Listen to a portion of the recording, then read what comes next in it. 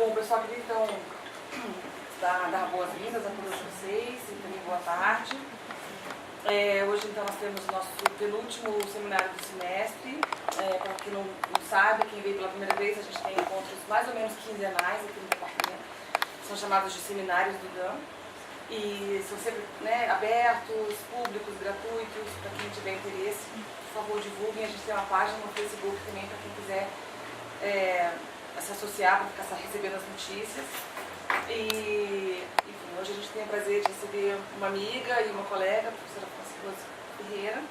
Eu vou apresentá-la rapidamente, passo a palavra para o Daniel falar um pouco do IRIS e depois a gente passa a palavra para a professora Francisca. A ideia do seminário é sempre a gente trazer pessoas que estão fazendo pesquisa antropológica no momento, que têm resultados recentes e ainda bastante instigantes para a gente discutir. E a gente pretende sempre uma diversidade temática, uma diversidade regional, sexual, sempre tentando trazer um panorama bastante diversificado da antropologia. E depois que ela falar, acho que ela vai apresentar o filme para nós, depois a gente abre para perguntas. Nosso procedimento é mais ou menos assim. Então, a professora Franci Rose, ela tem uma formação na Universidade de São Paulo, ela fez lá a graduação dela em Ciências Sociais, depois o mestrado e doutorado em Antropologia. Hoje ela é professora da Universidade de São Paulo em Ribeirão Preto, no interior de São Paulo, no curso de Psicologia Social. E atualmente, dentre várias coisas, eu só pensei algumas coisas do Lattes dela, achei que seria interessante aqui. Ela é coordenadora do grupo de Antropologia em Contextos Islâmicos e Árabes. Enfim, quem quiser conhecer mais da produção dela, o Lattes está tudo atualizado, com seus artigos, respectivas produções audiovisuais também. Então, eu queria dar boas-vindas à professora Franci e enfim, que seja uma tarde produtiva para todos nós. Daniel. Obrigado, senhora. Bom, boa tarde a todas e todos. Também dou boas-vindas à professora Franci Rose. Esse é um evento conjunto de seminários do DAM e também um seminário do IRIS. O IRIS é o nosso laboratório de imagem e registro de interações sociais, que desde 2011 aqui procura estimular os colegas, professores, estudantes, pesquisadores do departamento a trabalhar com os recursos audiovisuais na pesquisa antropológica. A gente vinha fazendo até algum tempo atrás com maior regularidade seminários para apresentação e discussão de documentários e discussão com os realizadores. Ano passado isso ficou mais irregular do que nós gostaríamos, mas nós vimos na oportunidade, na presença da professora Franci Rose, aqui a oportunidade de retomar esses debates, já que parte da apresentação dela vai girar em torno de um documentário etnográfico. Então, queríamos aproveitar a ocasião, agradecemos à professora Soraya pela iniciativa e por criar também esse espaço para a gente fazer esse debate também sobre essa dimensão da pesquisa da professora Franci Rose, que tem já uma boa experiência nessa área, os desafios de construir uma narrativa audiovisual para expressar uma narrativa etnográfica. Então, depois a gente conversa também sobre isso. Então, reiterando aqui as boas-vindas, passamos a palavra para a nossa palestrante de hoje. Obrigada, Soraya, pelo convite, Daniel, a Soninha, desencadeadora de tudo isso, porque me colocou numa mesa, um colóquio, já faço a propaganda já inicialmente, também nós temos um colóquio feminista, Islã e Gênero, eu, a Soninha e a Gisele Fonseca vamos falar nesse colóquio sobre Islã e mulher. Onde é essa? Beijódromo. Que gostoso. Beijar. Nossa, que Pode delícia. ajudar, Silvia. Já adorei o nome do lugar, nem sabia que tinha esse nome. Desculpe te interromper, uma coisa que eu esqueci de mencionar no início, é que ao final do seminário de hoje, vocês saindo aqui vão encontrar ali no corredor do DAM, já a primeira mostra fotográfica do ciclo de ensaios e exposições fotográficas do IRIS desse ano. É a mostra que se chama Olhares entre Traçados, Domesticações pelo Rio Mapuera, do nosso estudante de doutorado Fabiano Oliveira Souto. Nós vamos ter 13 mostras ao longo do ano, ficam 3 semanas em cartaz aí, até julho aqui no corredor do DAM. A partir de agosto, se der tudo certo, nós vamos estar de novo endereço no prédio novo do ICS. Mandaram para a aba também? Desse ano ainda não. Alguns até sim. O meu está na amostra digital. Não foi selecionado para exposição, mas está lá na amostra digital. Então nós vamos ter também essa atividade de incentivo ao uso dos recursos audiovisuais, não só o vídeo, mas também a fotografia, né? Então convido a todos, quando saírem daqui, darem uma olhadinha ali nas fotografias, nos textos que constroem uma narrativa sobre a pesquisa do Fabiano Souto. Desculpe. Então, só voltando aos agradecimentos, é prazer estar aqui hoje novamente. Acho que eu não estive aqui em 98, né? Uma fala sobre pesquisadoras, né? Era um projeto de pós-doc e a Soraya estava entrando, né? Então é bom ver, depois de alguns anos, né, ver os amigos já consolidados no departamento, né? Bem interessante isso. Bom, eu trabalho com imagem há muitos anos, né? Desde a minha fala é assim, uma fala que eu acabei de fazer na UF para chegar no documentário, vou tentar ser bem sucinta e depois a gente vai retomando, né? Eu comecei a trabalhar com antropologia visual com fotografia, né? Depois eu posso contar um pouco mais como é que eu cheguei aos muçulmanos, mas assim, meu interesse era tentar entender como é que essa imagem era produzida no campo onde as imagens são restritas, no caso do Islã. Então, o meu mestrado foi todo em cima de análises fotográficas, de fotografias que as famílias muçulmanas constroem, fotos que... Aí eles me diziam, mas tem a foto da imprensa, Franci, tá? Aí eu comecei a produzir as minhas próprias fotografias. Então, é uma dissertação que trabalha esses 3 estatutos. Eu fui orientada da professora Silvia Caiobi Novaes. No doutorado, meu interesse era com performance, né? Esse corpo que se submete. E uma das coisas que me vinha na minha cabeça, assim, bom, como é que eu vou falar desse corpo se eu não mostrar esse corpo de alguma maneira? Eu preciso mostrar em alguma situação, eu preciso mostrar o ritual, eu preciso mostrar como acontece. E aí eu resolvi, uma pretensão, uma loucura, não façam isso, né? Não recomendo, né? Porque eu resolvi, além de escrever uma tese de doutorado, fazer 3 documentários, né? Enfim, megalomaníaca. Deu tudo certo, né? Mas poderia não ter dado nada certo. Deu tudo certo porque eu tinha uma orientadora como a Silvia, que é generosa, tinha uma edição à disposição, tinha pessoas à disposição para me ajudar. Então acho que só deu certo porque tinha uma equipe e tinha uma comunidade muçulmana muito receptiva para dialogar o tempo todo, porque uma das coisas que eu sempre falo no uso de imagem é que mais do que um papelzinho assinado, eu não tenho papelzinho nenhum assinado pela comunidade. Mas mais do que o papelzinho assinado pela comunidade de direito, de imagem, é a relação que você constrói quando você constrói essa imagem com o teu nativo, com o teu interlocutor. Então todos os meus documentários foram passados, foram dialogados, né, nesse sentido rushiano de ser, de antropologia compartilhada, com eles, né, e principalmente com a autoridade máxima que fala por eles e que aí legitimou algumas das cenas. Né? E depois eu devolvi para a comunidade, que teve uma aprovação e tudo mais. Então, desses 3 documentários do doutorado, eu fiz o Allahu Akbar, que é um documentário sobre o mês de jejum. Na verdade, era uma pesquisadora que ia para a comunidade, como a grande maioria dos pesquisadores, com câmera, mas sem saber o que vai fazer, não tinha nenhuma ideia na cabeça. Né? Eu tinha uma câmera na mão, mas nenhuma ideia na cabeça. Então, para um pesquisador, então, era aquele pesquisador que era um caderno de campo, né? Mas não sabia o que estava filmando.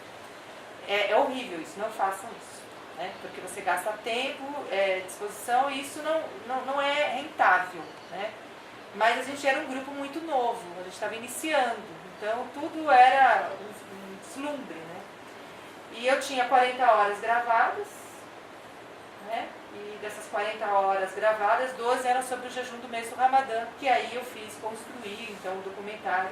Está na internet, todos os meus documentários vocês podem encontrar no meu site, que é Antropologia e Islã, tudo junto com ele, enfim. Estão todos no Vimeo, está tudo disponível. E aí fez esse documentário que eu acho que talvez seja o mais etnográfico. Depois eu fiz um outro que deu muito trabalho, que é um que meu filho, o Gabriel, disse que é o Vídeo Google, que eu queria falar sobre o Hajj, mas as imagens que os muçulmanos me traziam sobre o Hajj eram péssimas. Então eu tive que apelar ao Google para construir a narrativa. E aí a louca, porque é isso que eu tenho que ter competência para fazer, mas antropólogo não se mete a fazer, e o bom é isso mesmo, que eu convidei uma muçulmana para ser a narradora das imagens que eu tinha construído. Né? Então ela narra, né? Ela faz um texto e narra essa história que eu quero contar, E dá muito trabalho, porque narração, a Ilha tem que estar no silêncio absoluto, o tom da voz, construir uma narração não é uma coisa simples, né? Para que você não crie um distanciamento da imagem com a voz que está sendo utilizada. E o documentário de hoje, que é um documentário que esteticamente, porque aí a Francis já largou a câmera, né? Porque a gente tem que reconhecer nossas habilidades, e já dei para um câmera, né? Faz toda a diferença esteticamente. Era na verdade, eu sou de uma linha na antropologia que é mal vista, que a gente chama assim de um pós-moderno, chique, lindo, né? Gourmet, pós-moderno gourmet, então não tá essa, amiga, né? E eu sempre, essa coisa de fazer antropologia compartilhada, de querer ouvir o nativo e tal, durante todo o meu mestrado e doutorado, eu sempre ouvia 4 perguntas. Toda palestra que eu dava em universidade, em escola, tipo para mãe de filhos, né, da escola dos meus filhos e tudo mais, perguntavam 4 questões. Então, eu resolvi fazer um Talking Heads, que a minha orientadora, a Silvia, odeia, né, porque a minha orientadora é ótima, né? Para sempre orientadora. Diz que é filme de antropólogo preguiçoso, que na verdade tem que sair dessa coisa da entrevista. Mas na verdade essa entrevista era uma entrevista provocativa mesmo. Porque eu queria ouvir deles as questões que as pessoas me faziam. Ao invés de eu responder, eu queria saber que respostas que eles davam às questões que me fizeram durante, naquela época, 10 anos da minha pesquisa, 9 anos da pesquisa. Eu tenho 16 anos de comunidade islâmica, né? E as perguntas quais eram, né? Por que as mulheres usam o hijab, né? O lenço na cabeça? Como que é o casamento no Islã? Depois as grandes provocações da minha tese. O que significa então ser nascido no Islã e ser revertida ao Islã? E aí qual é o conflito que está entre, na verdade, no caso, comunidade árabe e comunidade de brasileiros? Como que isso se dá, essa interação? E a questão que me interessava muito mais dessas questões todas era a relação entre pesquisador e pesquisado. Eu queria saber, então, como é que os muçulmanos me viam ali no campo. Eu queria saber quais eram os embates, o drama, eu queria saber como é que eles me enxergavam. Era o processo de autoanálise. Vamos aí que eu quero ouvir, estou pronta para ouvir o que vier. E aí, assim, como é que eu fiz isso? Eu selecionei 4 interlocutores, na verdade um homem não pôde participar, porque acabou tendo que viajar, teve um problema de família, que era um outro interlocutor importante da minha pesquisa. Escolhi 2 interlocutoras mulheres, na verdade eram 2 homens e 2 mulheres, né? Porque aí eu escolhi assim, pessoas que falam bem para a câmera, né? Porque não adianta você querer filmar alguém que, né, não olha, não interage, isso aí não dá. A mensagem visual, né, a audiovisual, ela tem que ter algum tipo de impacto, né?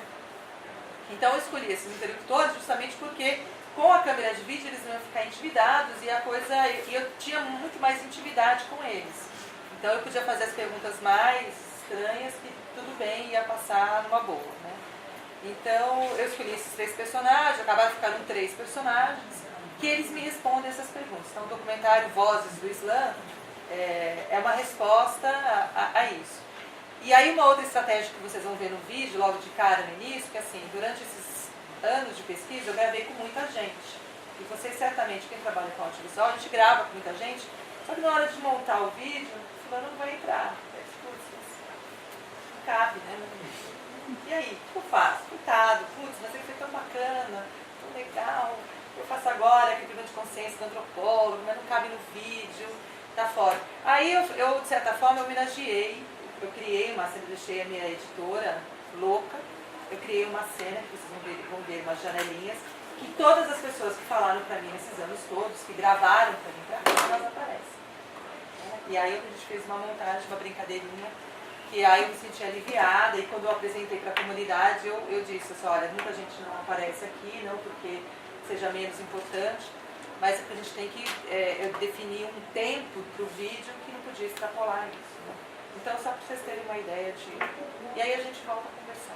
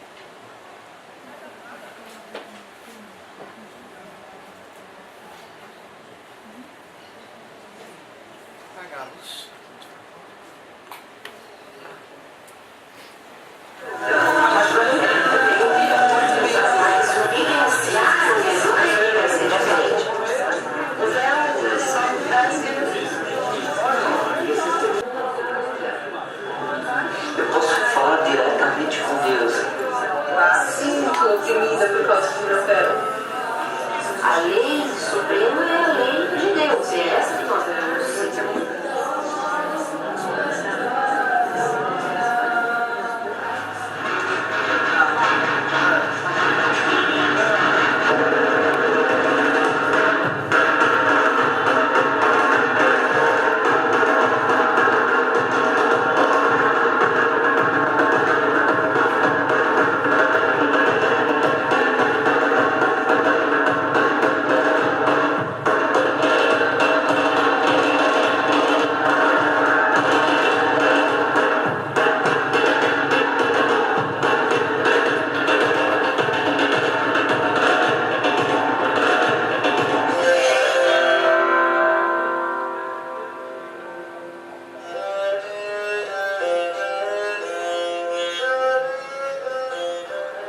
O que tem de opressor no véu? O que tem de submissão no véu? Para a mulher muçulmana não tem nada. Isso tem na visão do ocidental que está olhando para o Islã sem conhecimento. Mas por que você usa esse véu? Né? Tira isso, né? Você não precisa disso, como se tivesse com a ideia que você está querendo te salvar, né? Às vezes tem pessoas que você vê assim, até uma pureza no ato, né? Quando às vezes você vê uma coisa pejorativa, né? E às vezes não, às vezes você vê que é com pureza mesmo, que a pessoa é por falta de conhecimento, né? Que ela está se sentindo a sua salvadora, a sua libertadora. Poxa, eu vou te tirar desse enclausuramento que você vive. Opressor. Olha, que você está no Brasil, viu? Aqui é uma terra de liberdade. Você não precisa ficar usando essas coisas aqui não, só lá na tua terra. Primeiro que a minha terra é aqui, porque eu sou brasileira. E segundo que o véu, ele é obrigatório para mim em qualquer parte do mundo, independente se no país de origem seja obrigatório ou não. Por exemplo, o meu país de origem, se fosse considerar que dos meus pais é no Líbano não é obrigatório o véu. Mesmo porque tem cristãos, tem muçulmanos e não é uma lei do Estado, como por exemplo na Arábia Saudita, que é obrigatório o uso do véu, como no Irã. Mas para o muçulmano, a lei e a regra está dentro do coração dele, em qualquer parte do mundo que ele estiver, sob qualquer forma de regime que ele estiver, a lei é suprema de Deus e não a lei do Estado ou a lei de um costume local. A lei suprema é a lei de Deus e é essa que nós devemos seguir. Eu não me sinto oprimida por causa do meu véu, muito pelo contrário, né? Eu tenho toda a liberdade para desenvolver e para buscar mais conhecimento, a minha intelectualidade, né? Graças a Deus, assim, o véu só me traz benefícios. Eu não me sinto em nenhum momento assim prejudicada pelo uso dele. E se isso vier a acontecer, né? Eu tenho certeza que é melhor para mim me afastar dessa questão, porque se a pessoa está te julgando pelo que você usa e não pelo que você é, pelo que você pensa, pela sua conduta, então é melhor você nem estar nesse meio mesmo. O véu é a coroa que toda mulher muçulmana deveria exibir na sua cabeça com muito orgulho, de cabeça erguida, porque o véu vem para dar dignidade à mulher, para conferir respeito, valor, para que ela não seja molestada nas ruas, nem verbalmente, nem fisicamente. É uma proteção dessa joia valiosa que é a mulher e que não é para estar assim aos olhos e ao toque de qualquer um.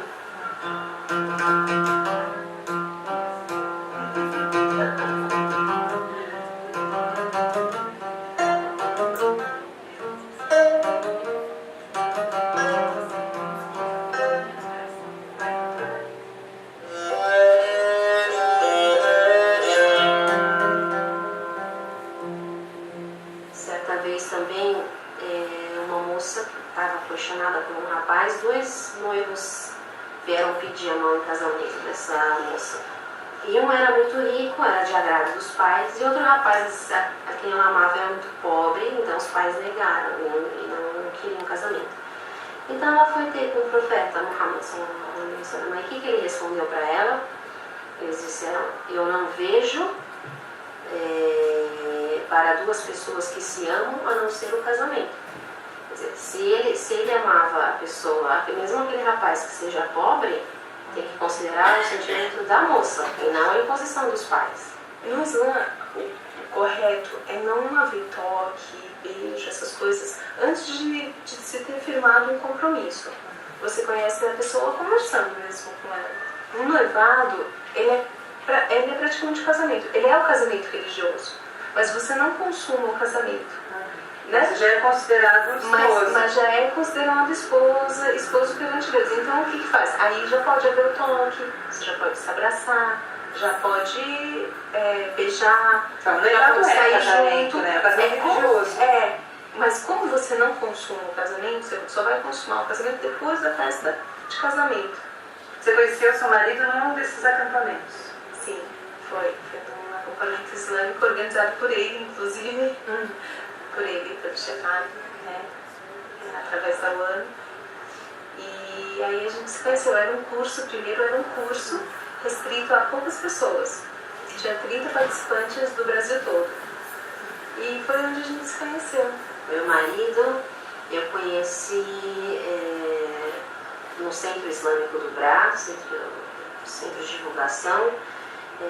Como ele é uma pessoa muito religiosa e eu também, então a gente frequentava o mesmo lugar para aprender religião. E aí a gente começou a se ver. Quer dizer, nós tínhamos pontos assim que um interessava no outro, que era a religiosidade, né? Seguir corretamente o Islã e tudo mais. Então aí a gente começou a se conhecer, aí ele foi pedir autorização para o meu pai, se ele poderia me conhecer por um período e tudo mais, aí meu pai autorizou, que é o que é pra gente a fase do khutbah, né? O khutbah que é a fase do noivado, em que... Você já é noivado? Já é noivado. É considerado um noivado, porque é a fase em que os dois estão se conhecendo, ou para terminar no casamento, ou então cada um vai no seu caminho, caso não dê. Nós tínhamos uma amiga em comum, que era minha amiga e amiga dele. E aí ele conversou com ela, perguntou, e ela veio me falar que ele gostava de mim e tal, e a partir daí nós começamos. A partir... Você conheceu seu pai no vídeo? Vá, Daninha.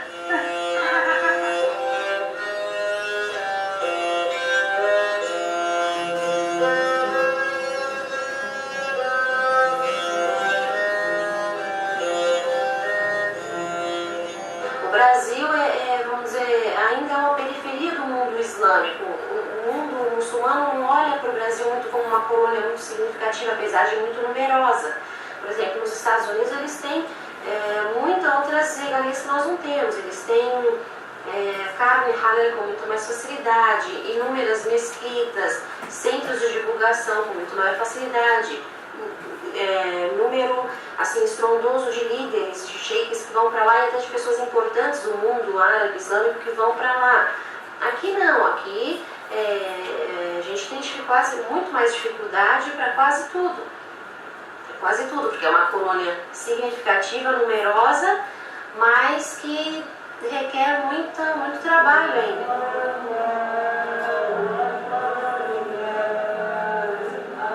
A religião não é universal, a religião é de todos.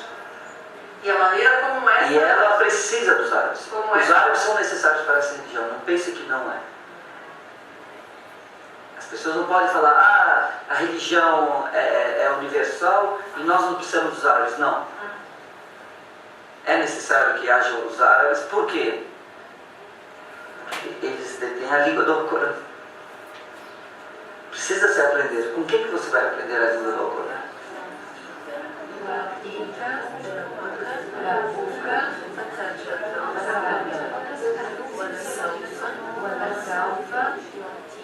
Por exemplo, nós aqui no Brasil, nós temos uma outra realidade. Nós temos a maioria descendentes de libaneses, sírios.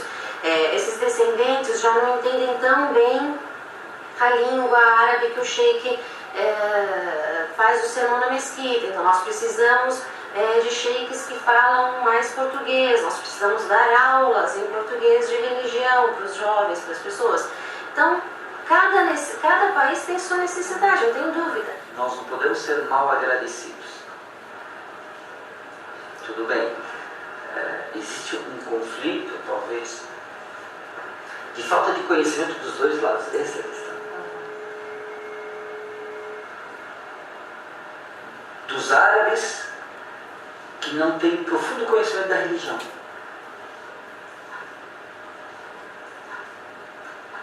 Não consegue passar, vai passar a religião junto com vários costumes árabes, que não são da religião. Então, o convertido também, na maior parte das vezes, não tem conhecimento. Conhecimento profundo.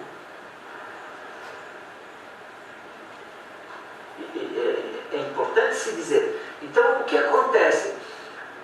Esse carrega uma bagagem e esse carrega uma bagagem. Porque e aí quando entra, ele vê que os árabes estão falando em árabe entre eles. Como eu não entendo árabe, automaticamente eu estou excluído. Então eu já começo a achar que eles são preconceituosos. Estão me discriminando. Esse é o problema de algumas pessoas. Elas criam conflito porque elas têm na mente delas, a religião islâmica que elas conhecem, ela tem conhecimento como retalhos, um pano cheio de retalhos. Conhecimento sobre um assunto, outro, são vários, mas não se tem um todo, um conhecimento global. Mas é moderno, isso não tem hierarquia também, o fato de você não ter... Tem hierarquia, o problema precisa de estudo, de conhecimento para você reconhecer a hierarquia. As pessoas não sabem o que é ser chefe. Elas acham que é uma questão de status, essas coisas. Sim, é um cargo em evidência. Em evidência, com certeza, está em evidência. É reconhecido. Estão vendo a parte menor.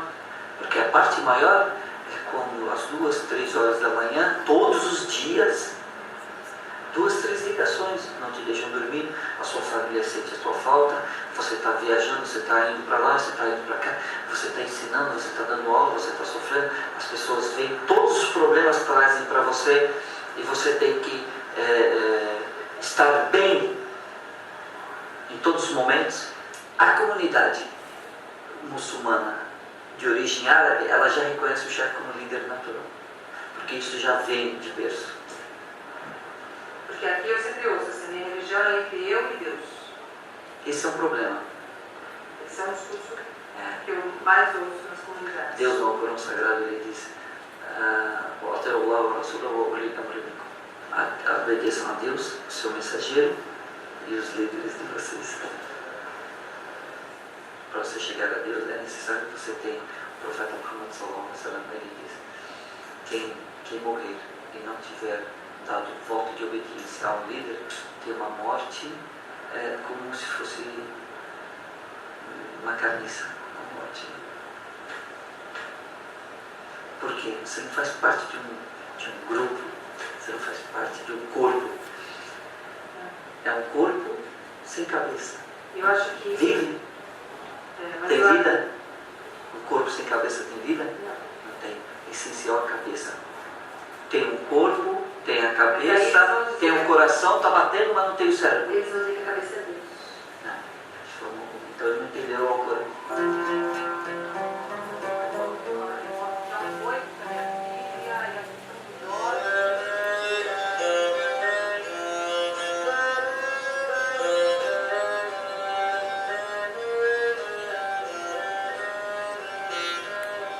Olha, França, no começo a gente via com muita cautela, com muito medo, não a sua pesquisa, qualquer pessoa que quiser saber qualquer coisa sobre o Islã, tanto na mídia como em pesquisas acadêmicas ou para revistas para depois uma possível publicação e tudo mais. Por quê? Porque os muçulmanos sofreram muito aqui no Brasil. Aliás, no mundo todo. Você não sabe, mas muitas pessoas ligavam. Pessoas que você achava que estava tudo tranquilo, que eu estava entrevistando na rua e ligava, eu falei isso. Ela perguntou isso. Então sempre a cautela e o cuidado quando alguém vem a gente pede para ver os textos antes de ser publicado, para ver se... Porque às vezes até informações mesmo sobre a própria religião errada, sabe? Coisas básicas como os 5 pilares do Islã, aí você encontra 2, 3 erros, no que criou o muçulmano, sobre o profeta, sobre a vida dele. Coisas que não tem nada a ver com a religião.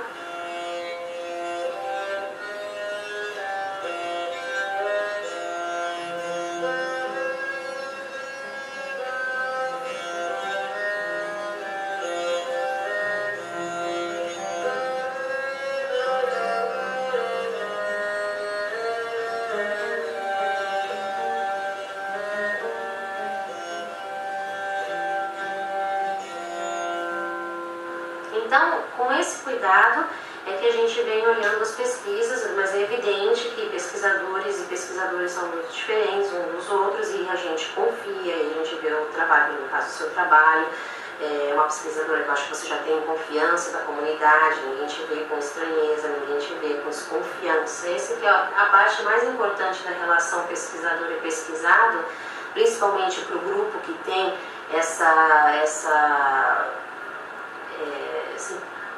preocupação com a imagem e que é delicada a imagem do grupo, então precisa se estabelecer um elo, uma relação de confiança. E você percebe isso, quando a pessoa realmente está querendo ser imparcial e passar a informação da melhor forma possível, o que é importante, porque você não consegue fazer isso na mídia, no programa de televisão. Por quê? Primeiro pelo tempo, que é muito curto.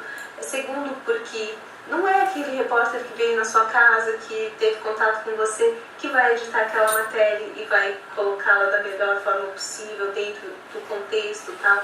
Porque agora você não, você é pesquisadora, você que faz todos os trâmites, todo o processo. Então, você sabe o que é mais coerente você estar apresentando para as pessoas e tal, desde que não se perca a essência da informação que você veio buscar, né? Considerar que você tem uma troca, que você tem que devolver depois para esse grupo que depositou confiança em você, que te disponibilizou o tempo e outras coisas mais, pelo menos o mínimo que um pesquisador tem que fazer em fidelidade a isso é descrevê-lo da maneira correta, da maneira pelo menos como ele gostaria de ser visto pelos outros. Porque é muito triste um pesquisador quando ele vai lá, ele pesquisa, ele estuda, depois ele faz uma descrição que o grupo jamais aceitaria ser descrito daquela forma. Isso é muito ofensivo. Por isso que a pergunta do chat tinha essa pesquisa sendo boa para você como pesquisadora, está sendo boa para a pessoa, né? Não existe essa pesquisa para a pesquisadora e para a pessoa, né? Porque você vai aprendendo. Um influencia no outro. Não existe sem o outro, né? Eles coexistem. E o grande problema está aí, né? Porque a gente não sabe até que ponto a gente está envolvido, está afetado, como diz uma teoria da antropologia agora recente, o antropólogo está afetado no seu campo, né? Quer dizer, ele está tão envolvido no seu campo que ele chega uma hora que ele precisa se afastar. E como é que esse afastamento para poder escrever e ser imparcial? Obrigada. E para você aguentar a noite, você telefonei. A Lu é ótima. بصي ماما حطيها على راسك. بصي خالته حطيها على راسك. يلا امسكيها. امسكي. Isso. حطيها على راسك. انا gosto de você, Francine. Ela faz.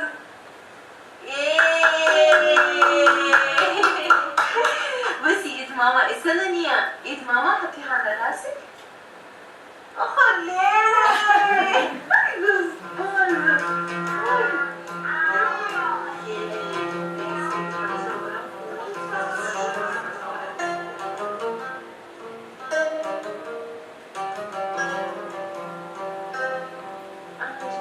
Vocês têm que me desculpar, eu não sou uma área reservada. Eu aqui não.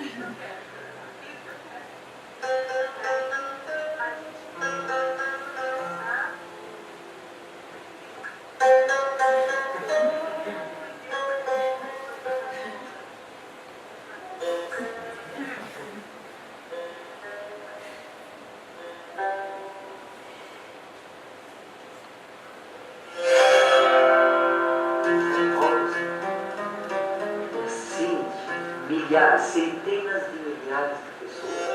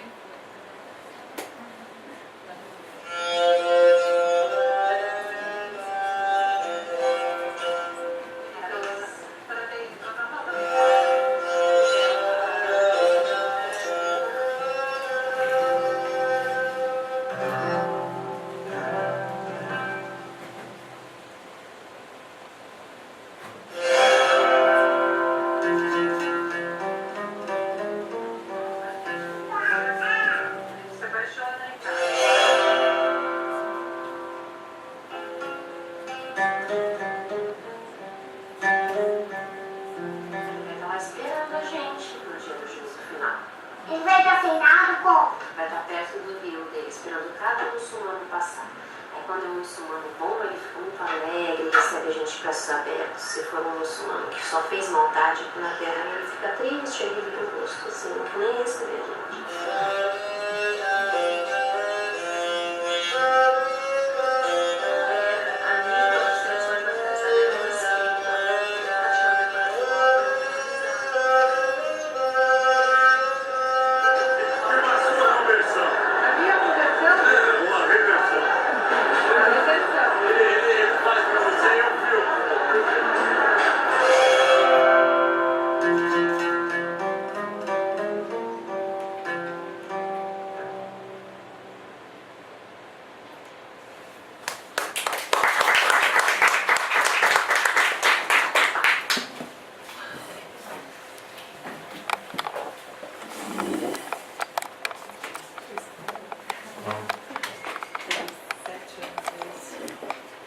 A coisa mais estranha é ver que você estava mais magra, sentindo